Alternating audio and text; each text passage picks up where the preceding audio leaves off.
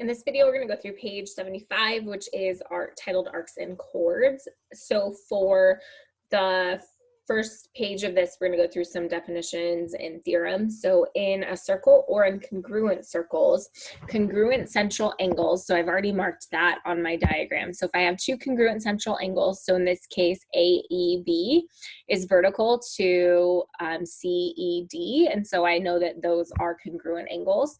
They have congruent chords, so that means that chord AB is congruent to chord DC because they're across from those same central angles. And the converse of that is also true. So in the next statement, congruent chords have congruent arcs. So if I have two congruent chords, we'll say chord AB is congruent to chord CD, then they have congruent arcs. So the arc attached that chord opens up to is congruent. So that means that chord AB is congruent to arc AB is congruent to arc CD because chord AB is congruent to chord CD. And then finally, congruent arcs. So if I have two congruent arcs, so arc AB and arc DC are congruent, they have congruent central angles. So the angle that opens up to that arc, so AEB is congruent to the angle that opens up to arc CD is angle CED. Okay, so I know those properties hold true, and we'll use that to find some equalities in some problems on the inside of this page. Another relationship is when I have a radius or a diameter that's perpendicular to a chord. So if a radius or diameter is perpendicular to a chord, then it bisects the chord and its arc. So bisect means that it cuts it into two equal parts. So that means that AE is congruent to EB. It also says it bisects the arc. So that means that arc AD is congruent to arc BD. The converse of that is also true if something is a perpendicular bisector of a chord. So if CD is perpendicular to AB and it bisects it, that means that the chord, that is the radius or the diameter. So if I'm thinking about this piece, that means that CD is the radius. There's not a labeling here, A, B, C, D, E, so let's just call this F. So that would also mean that DF is the diameter of the figure for there. Okay, so remember that whenever we see right angles like that, that means that we're probably going to be using Pythagorean Theorem in some problems today. Okay, so let's look at the properties here. Remember that when we have these arc central angles and chords and there's no perpendicular piece, that means that things are going to be equal. So if they look similar in shape, what these properties are telling us is that we're probably going to set some things equal to each other. So something should be marked as congruent, and then we're going to take another piece and set them equal to one another. So here I have two central angles that are congruent. So angle, this isn't labeled, let's just call it E for now. AEB is congruent to CED. And so that tells us that the chords are also congruent. So that means that I can take 9x minus 19, which is AB, what we're looking for, and set that equal to the length of DC to solve for x so that I can answer the question. So I know that 9x minus 19 must be equal to 4x plus 6. Because those angles, central angles, are equal. So to solve this, I want to move the 4x over because 9x is larger, and so then I would add the 19 to both sides as well. Since I'm moving the variables to the left, I want to move the constants to the right. So 9x minus 4x is going to give us 5x.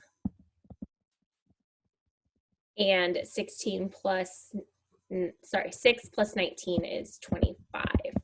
So then to solve for x, we just have to divide by 5, and doing that gives us that same value for x.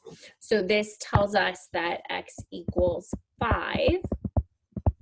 The problem though is asking us to find AB. So for AB, we're gonna plug in to 9 times x minus 19 to find the value of AB. So if I plug in 5, that tells us that we've got 45 minus 19, so that means that the length of AB is 26 units. Okay, so then we have the same circle, so we could use all the properties. In 12 and 13, we have congruent circles, so we still can use all the properties on the front with congruent circles. So for circle A, congruent to circle B, they want us to find the measure of arc DC. So they've given us that 2 chords are congruent, that chord DC in circle A is congruent to chord EF in circle B. And so what we can conclude from that then is that arc DC is congruent to arc EF. And so that means that we can take 11x minus 8 and set that equal to 5x plus 4.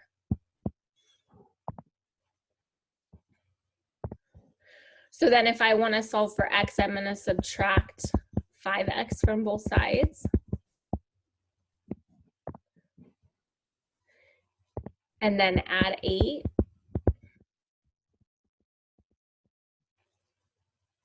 So that all of my variables are moving to the left and all my constants are moving to the right. So that leaves us with 6x is equal to 12.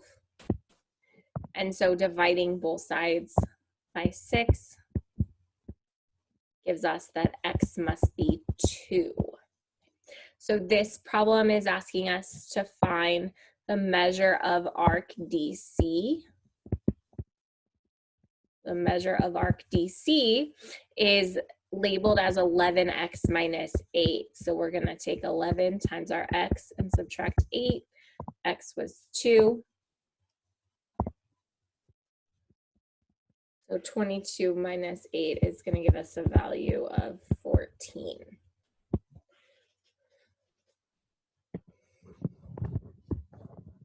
So 13 is asking us to do the opposite of what we did in 12. They've given us that 2 arcs are congruent in 2 congruent circles. So circle A is congruent to circle B.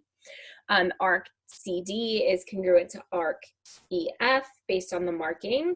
And so that means that chord CD should be congruent to chord EF. So that means that we can take 7x minus 18 and set that equal to 3x plus 6.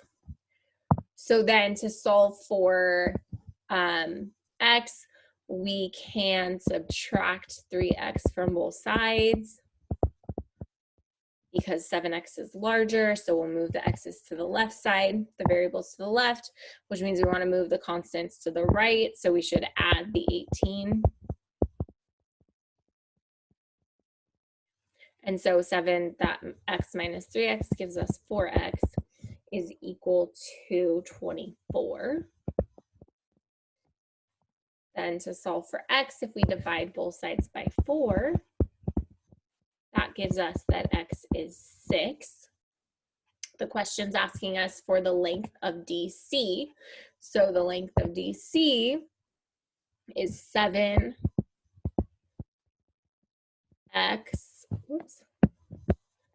7x minus 18. So we're going to plug that value of 6 in for the variable. So we solve that x is 6. So 7 times 6 minus 18 is going to give us a length of 24.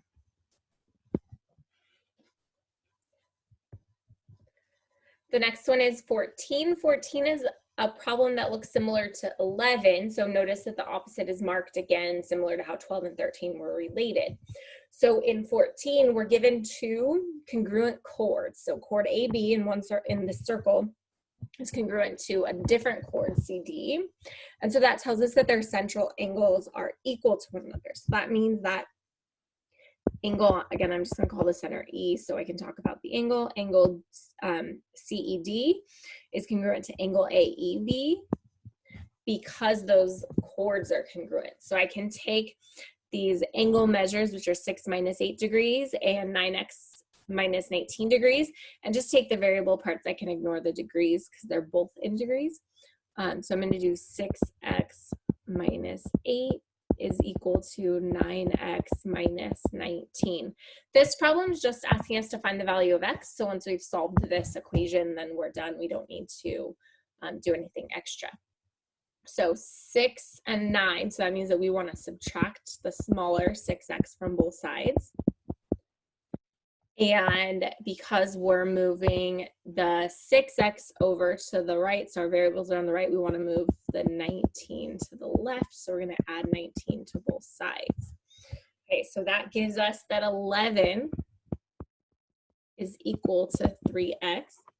And so if we solve for x by dividing by 3, that's going to give us that x is equal to 11 over 3, which is equal to 3 2/3,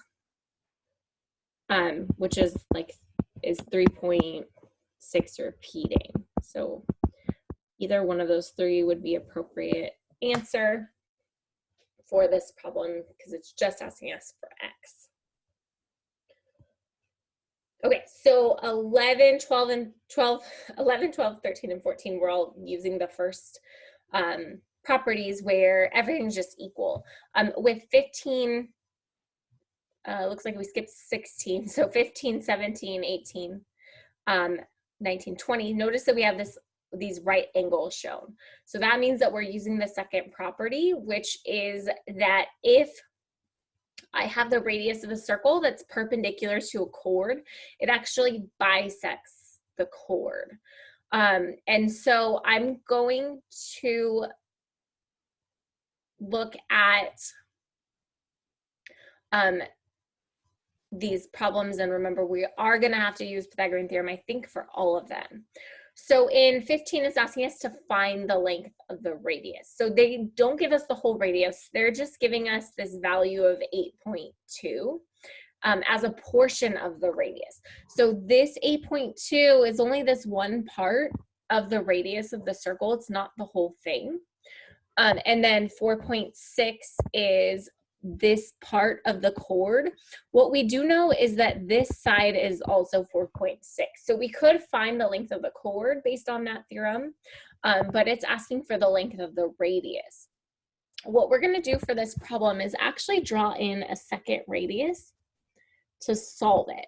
And so if our radius, if I connect the center to a point on the circle, that's the radius of the circle. So I know that this radius that I've drawn in is the same as the radius that we only know a part of. But by doing this, what I've created is a right triangle.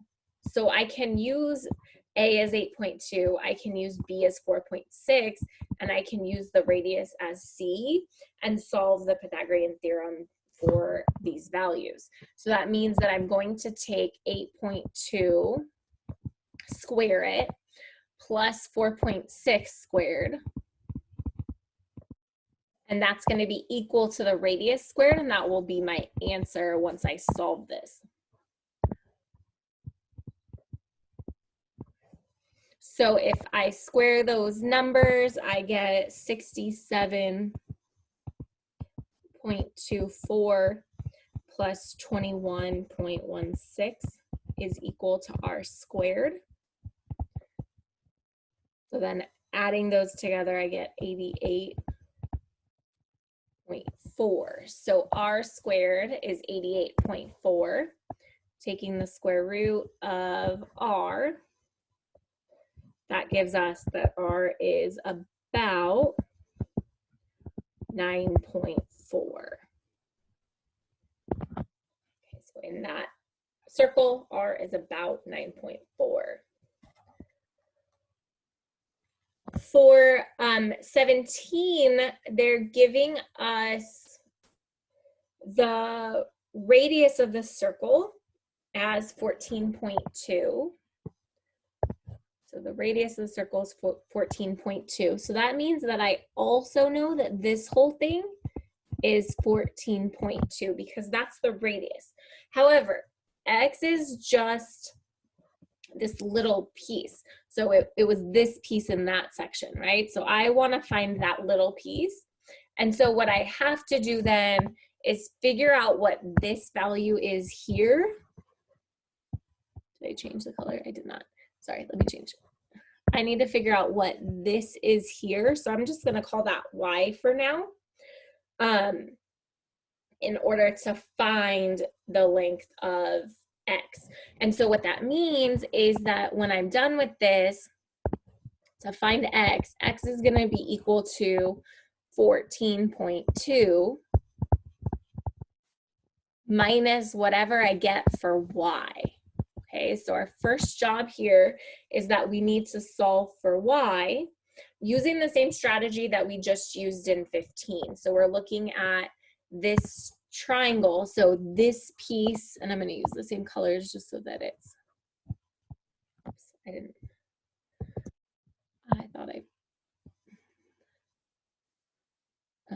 so then this piece here, the piece that I'm looking for, why is this not changing colors? I'm sorry. This piece is what we called our A last time. So y is the A. And then this piece is 9.6 is what we called the B. And then our radius, which is 14.2, was the C in Pythagorean Theorem. So what we're going to do is solve Pythagorean Theorem for y, and then we will be able to plug it in and get x. So we're going to do a squared plus b squared equals c squared. So y squared plus 9.6 squared equals 14.2 squared.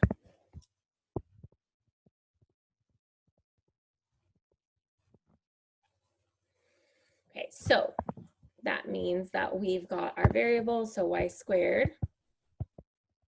plus 92.16 is equal to 201.64. So to solve for y, we want to subtract the 92.16.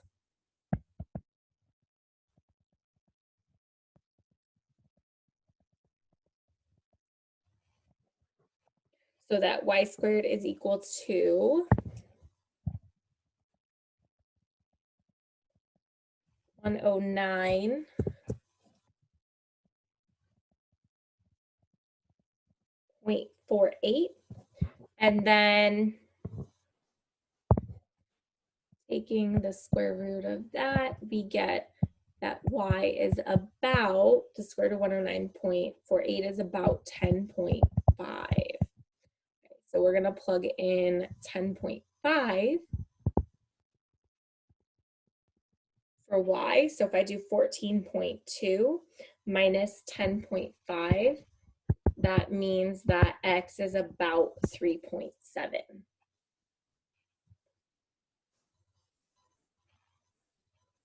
Okay. 18 is a lot less complicated than the other two because it's just asking us for the length of the diameter, and the radius is already a part of the diagram. So if I'm looking for the diameter and I know or I can find the radius, remember that I'm just doing 2 times the radius to find the length of the diameter. So looking at our diagram, we've got 5.8 as our A, so we're going to do 5.8 squared. 3 is the B, so plus 3 squared. And then the radius is the C,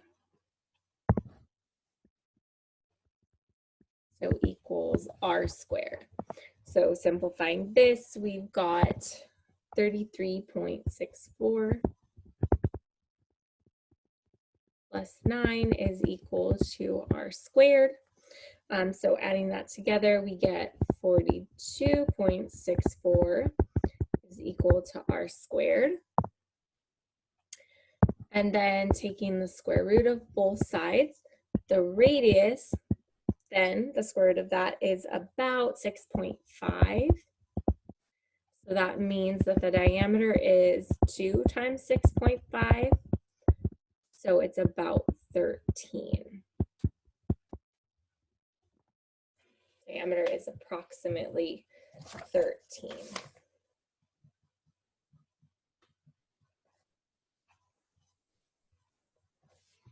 Okay, so for the last two, we've got a little bit different stuff going on. So in number 19, the diameter of this is 16 inches. So if I think about that, that means that this whole piece here, which isn't labeled, is 16 inches.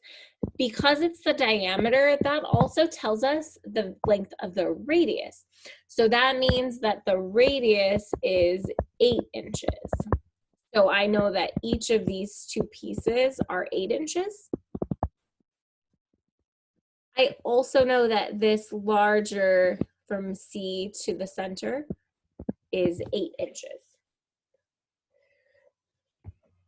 Because I can see that this radius is perpendicular to the chord AB, and I know that the chord AB is 12 inches, that radius bisects the chord. So that means that each piece of the chord is 6 inches.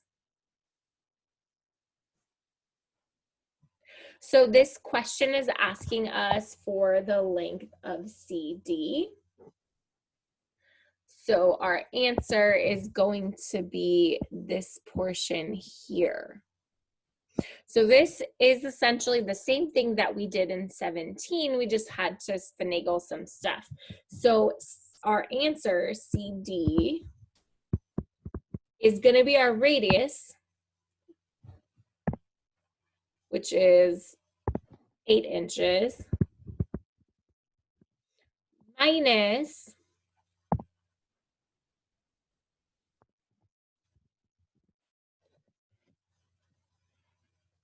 I'm going to just call this center E for the sake of being able to do this, minus DE.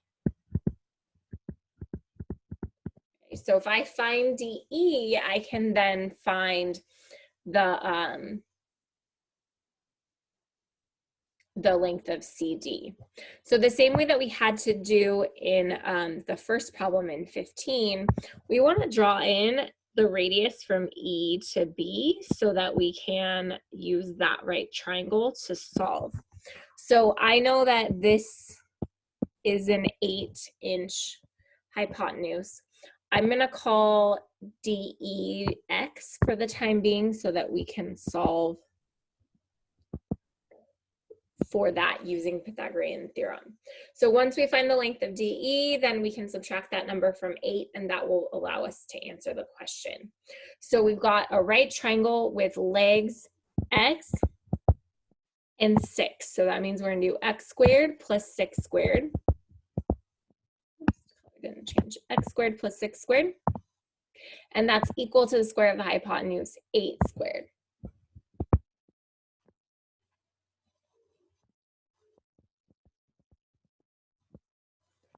So that means that x squared plus 36 is equal to 64. And if we subtract 36 from both sides, we are going to get that x squared is equal to 28. And then taking the square root of that, x is approximately 5.3. So if DE is our x, that means we're going to take 8 minus 5.3.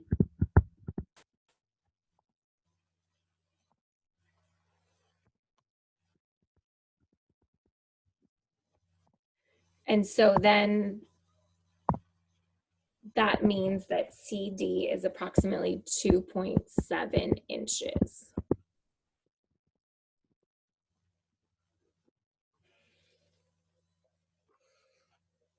Okay, so the last problem, we're asked to find the measure of arc AB. They give us an expression for that arc as 5x plus 9. and an expression for arc BC is 16x plus 18. So what we can see is that the radius is perpendicular to that chord. And so what that means is that it bisects the chord and the arc. So that means that AB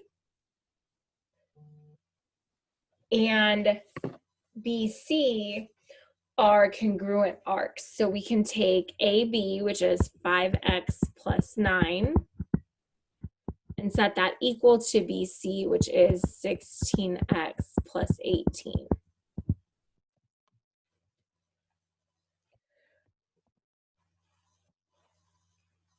So then to solve, what we want to do is move over the variables. So if I have 5x and 16x, I'm going to subtract the 5x from both sides so that my variable is with 16, which is the larger number. And so in that case, I'm going to subtract 18 from both sides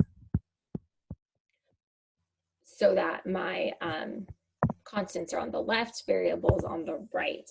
So with that, we get -9 is equal to 11x. So notice that this means we're going to get a fraction for x. So dividing by 11, we get that x is equal to -9/11. And I'm just going to leave that as a fraction for now because we have to plug it in anyway. And so then they want us to find the measure of arc AB.